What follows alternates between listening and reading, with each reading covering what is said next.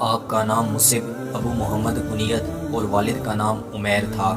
یہ بنو عبدالدار سے تعلق رکھتے تھے۔ آپ نہایت خوبصورت حسین و جمیل انسان تھے۔ آپ کی والدہ کا نام حناس بنت مالک تھا، جو آپ رضی اللہ تعالیٰ عنہ کی بہت زیادہ کیئر کرتی تھی۔ جب نبی صلی اللہ علیہ وسلم نے نبوت کا اعلان کیا تو فوراً توحید کی بات سمجھ آنے لگی۔ آپ صلی اللہ علیہ وسلم سے جا کر ملنے لگے اور پھر دار ارقم میں آپ نے اسلام قبول کیا۔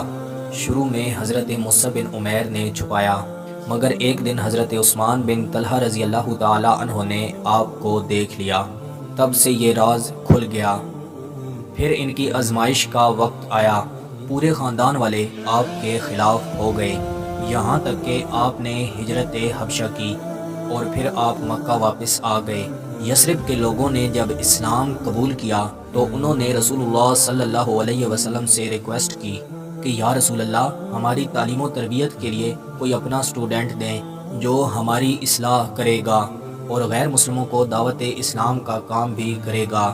تو ہمارے پیارے پیغمبر محسن انسانیت حضرت محمد صلی اللہ علیہ وسلم نے اس کام کے لیے، اشاعت اسلام کے لیے انہی کو منتخب کیا۔ اب سیدنا مصعب بن عمیر رضی اللہ تعالیٰ عنہ یثرب آ گئے اور دعوت اسلام کا کام کرنے لگے۔ سیدنا سعد بن زرارہ رضی اللہ تعالیٰ عنہ کے گھر رکے۔ قبیلہ اوس کے سردار سعد بن معاذ رضی اللہ تعالیٰ عنہ نے انہی کی دعوت پر اسلام قبول کیا۔